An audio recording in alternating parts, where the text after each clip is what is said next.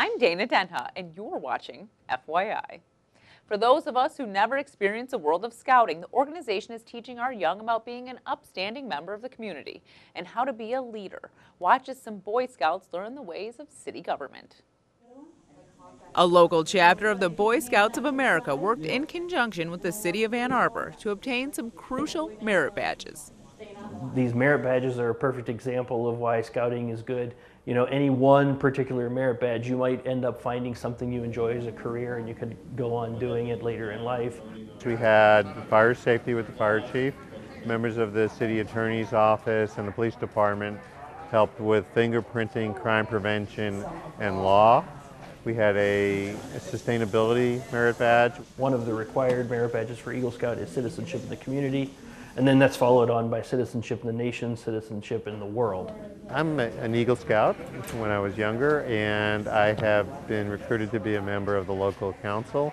But generally, scouting, Boy Scouts, Girl Scouts, Explorers, I think are wonderful ways for youth to get involved in their community. The more we can reach out and engage with the community, the more they have a sense of ownership in what the government does and how we impact quality of life in the area. Stay tuned, and we'll be back shortly with more news and information.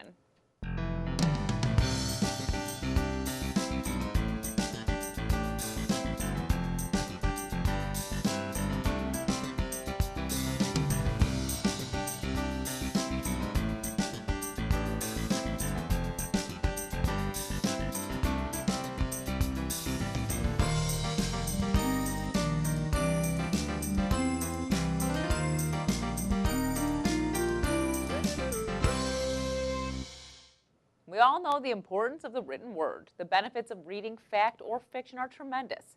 But what about the art of storytelling? A local group is keeping the tradition alive as they ignite a passion for the art during their annual performances. For 27 years, the Ann Arbor Storytelling Guild has brought imagination to life. We're having a family storytelling concert for children, for and under and some over. Everybody's a storyteller because everybody has a story.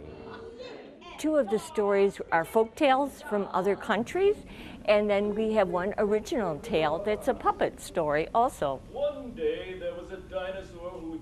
There's a mastery involved with weaving a tale. It's a tradition of telling stories, just like people go to movies, they go to singing concerts, and now it's a word-of-mouth storytelling. I wanted to find a story that would excite them, they would understand it, and that would give them a little education. Having a beginning, having a middle, and having an end makes a good story. And a story that connects with people. So you pick a story that you enjoy yourself and that you enjoy telling to people. It's just something that keeps the oral tradition alive. And that's a good way to come to these story fests.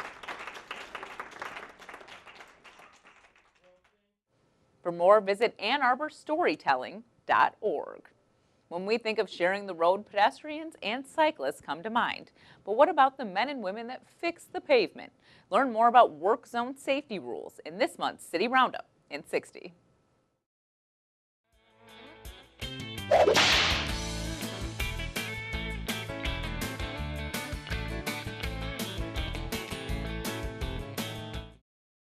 Hi, I'm Sergeant Bill Clark, the Ann Arbor Police Special Services Section. I'm here today to talk a little bit about work zone safety. We've all been driving in Michigan and seen all the orange barrels around, both on the freeway and here in town. You'll notice some lower speeds. Please drive carefully through this area. In 2016, there were 5,000 crashes in the state of Michigan related to work zones. 17 fatalities came out of those crashes, and there were 75 people seriously injured in those areas. So please slow down in those work areas. You'll see flaggers out there with either a flag or a stop sign or some other type of traffic control device. State law does require you abide by their direction when they're in the work zone.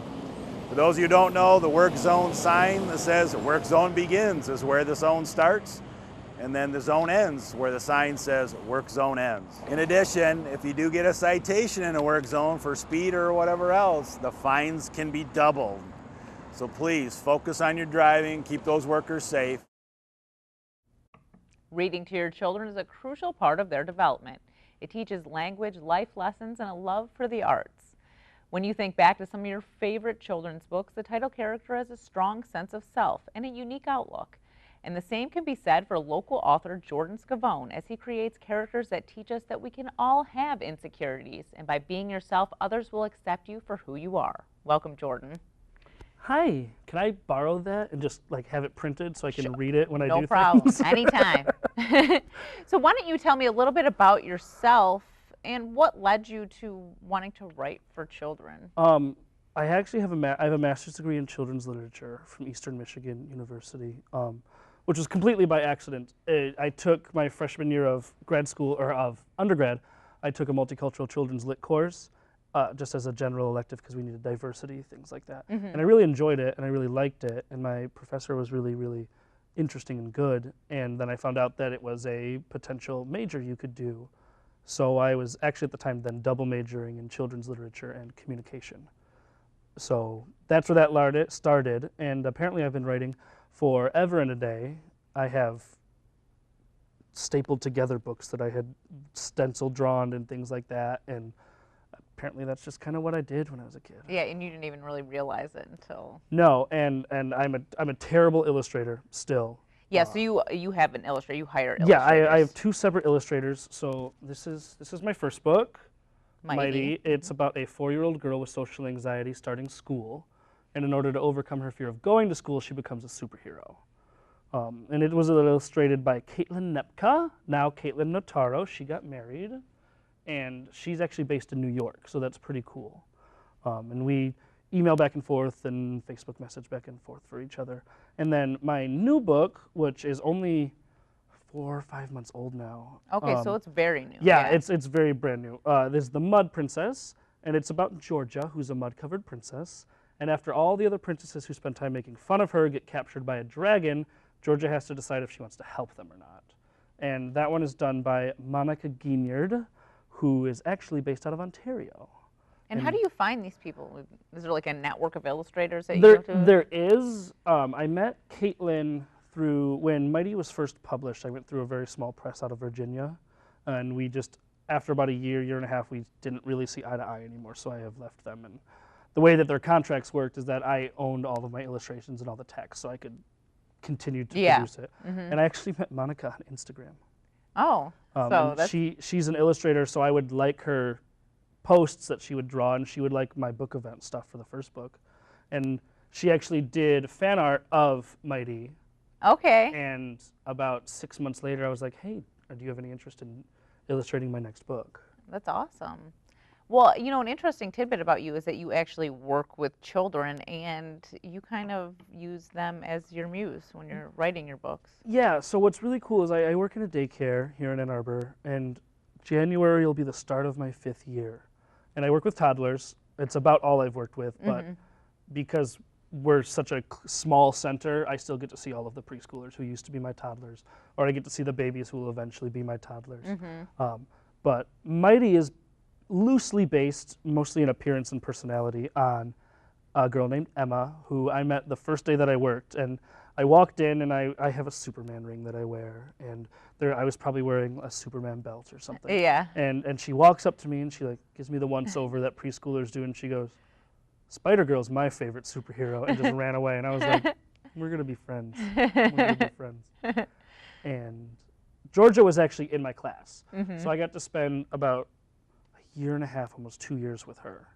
And she is one of those kids that she'll come to school in really nice clothes, and then she'll just go jump in the mud and she won't care. Yeah. And that's just how she's always been, and she's still kind of like that. So it's cool to interact with these kids and then project them in some way that I can turn into something for other people. I mean, that has to be amazing for them and for the rest of their lives. Like, that's something they can cherish for the rest of their life. I'd hope so. Yeah. So I know Georgia's mom was super, super excited to the point that I almost expected her to just go out and buy like 1,000 copies of the book when it came You're like, out. please do. Yeah, just like pass them out on the street. My daughter's in this. Here you go. And Georgia's actually in my author photo with me, which is really cool. I really wanted to do that because I didn't do it for Mighty, and I regretted it. So. Well, let's. You were actually going to read The Mud Princess to us. Yeah, I can do that.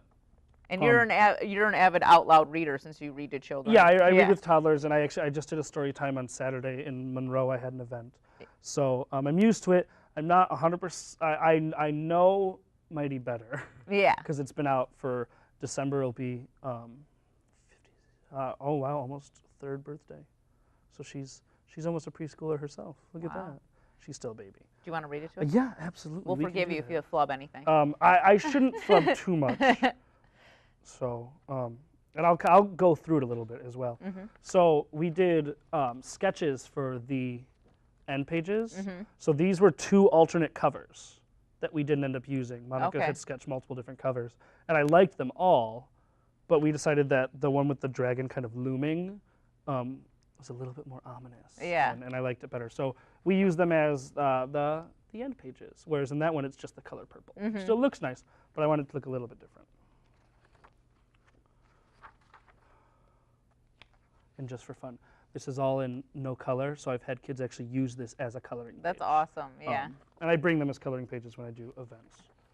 Okay. There was once a princess who was loved by all others. Princes constantly attempted to gift her wonderful things. Other princesses would do anything to be her best friend. Even the very flowers would grow at her command. This princess was not Georgia. No, Georgia was the exact opposite of this princess. She was wild, loud, unkempt, and of course, muddy. Stay away from her, the other princes said to each other. She is not a real princess like us. She is just a mud princess. And so, that's what they called her, the Mud Princess. Yet to Georgia, that's just what she wanted to be. Though happy with her mud pies and leaf wreaths, there was a small part of our Mud Princess that wanted more. Many nights she would look up at the castle that loomed in the distance, the castle of Princess Priscilla the Adored. When a letter arrived at her mud pot bearing the royal seal, she tore it open. Dear Princess, you are invited to the 6th birthday of the adored princess. This party will be at the foot of Dragon Mountain tonight at sunset. From Princess Priscilla. At a quarter to sunset, dozens of princesses from the land gathered at the foot of the mountain. Their beautiful ball gowns of mauve, gold, silver, and scarlet dotted the field. Within their arms, marvelous and grand gifts sat. Georgia arrived, and in her right hand, she clutched a small, mud-covered package. Who invited the Mud Princess? Asked a princess dressed in mauve. Not I, answered one. Nor I, spoke the second. Look at her dress. The mud totally clashes with the purple. And there's sticks and leaves stuck in her hair. Gross. All of the princesses laughed loudly. Georgia lowered her head. A single tear fell, cleaning the mud from her cheek. As Georgia fled from Dragon Mountain, a loud boom echoed through the skies. Screams from the princesses carried through the trees to where Georgia sat on a stump in the forest. Georgia turned in the direction of the mountain, and with a leaf from her hair, she wiped the tear from her cheek. You fell for my trick, foolish princesses. Now I, the princess-eating dragon, will enjoy a smorgasbord of princesses for my dinner. He coiled his long tail in a perfect circle around the princesses, trapping them. Then rearing back, he prepared to strike. Stop! The voice echoed from the forest, a voice that had never been heard before.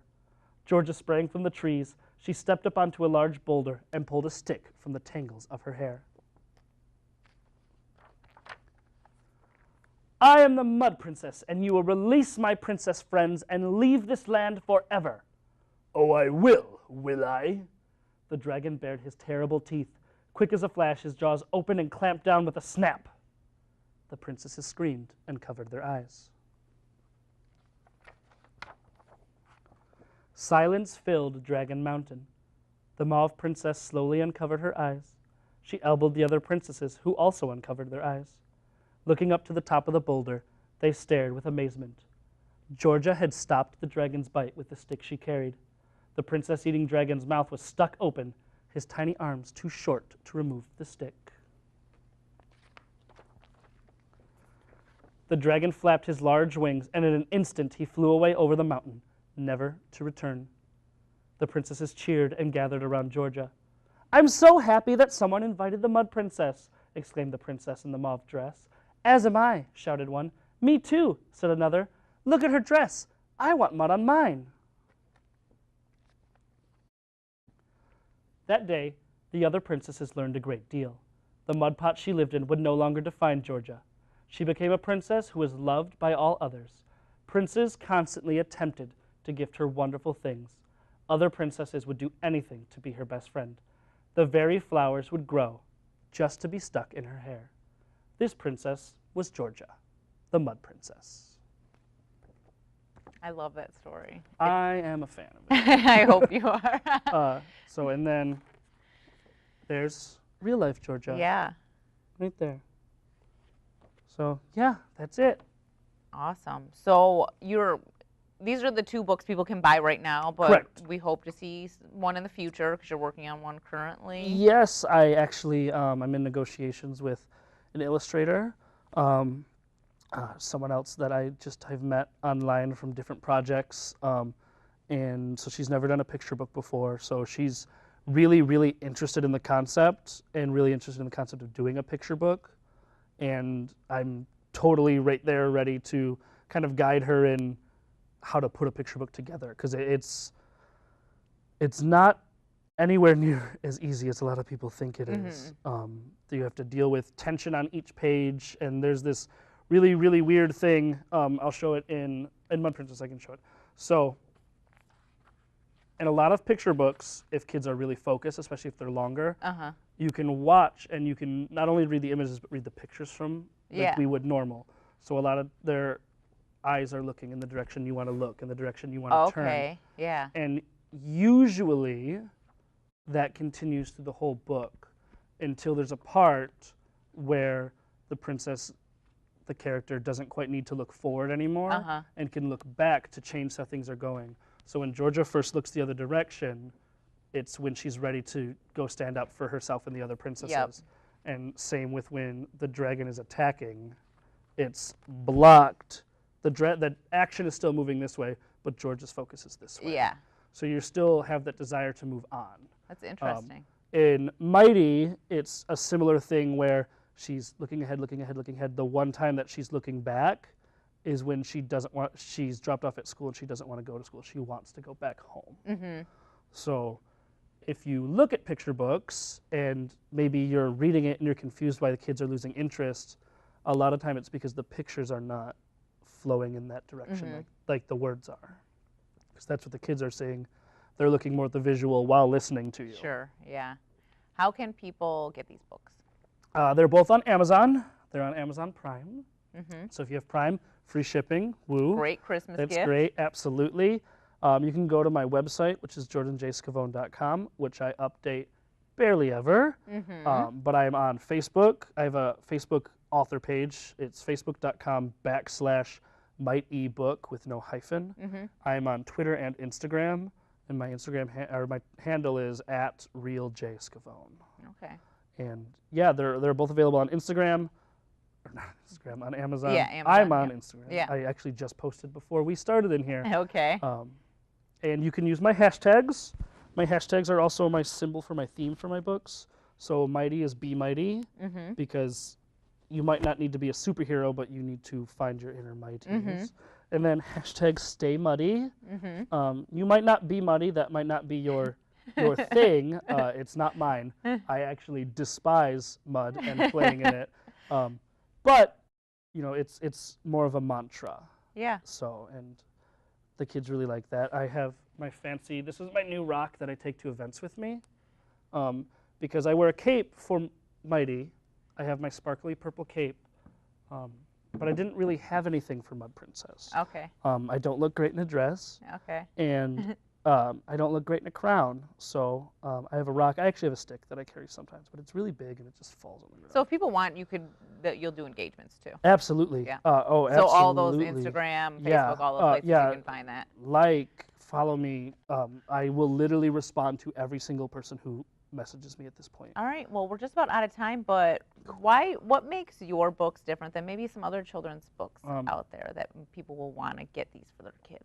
A few of the things that I really strive to do is unintentional diversity, really. So there's a huge lack of any type of diversity when it comes to people of color, gender, sexuality, any of that stuff. But when you do get them, they're very much in your face. Like you get a multicultural book about a person of color, and it's a Martin Luther King book. Like, cool, Martin Luther King is great, love him. No hate on Martin Luther King. Sure, yeah. But you know, your child is not Martin Luther King. Yeah. You want something they can relate to. Yeah, your child could be a nervous girl going to school. Your child could be maybe not necessarily a real princess, but a princess who maybe doesn't have the nicest dress, or someone who, you know, is a little doesn't have quite the self-confidence that you know they have. So it appeals to every kid that I mean, I have not had a kid come up to me and complain that, you know, it's a person of color or something like that on it. Sure, yeah, they shouldn't, yeah. Yeah, and then I don't pander to kids because kids are extremely intelligent. And I think that's an advantage you have with working with children. Yeah, that's something you definitely learn from being around kids. Kids are extremely smart. And that's not to say that, you know, a rhyming book or a really short, you know, 50-word book is not wonderful. I mean, because just image books, books without words, can be extremely incredible. I just don't like rhyming books personally, partially probably because I can't rhyme and I have no poetic timing at all. So I try to treat kids as intellectuals because they really are. All right, well, thank you so much for coming on the show, Jordan. Thanks for having me. It was a lot of fun. I love these kitty cat coasters. It's the first thing I saw when I walked in here. Yeah, that's a behind-the-scenes thing most people don't get to see. Yeah, kitty cat coasters, awesome. For more on this and other programs, visit a2gov.org/watchctn. Thanks for watching, and tune in next time to FYI.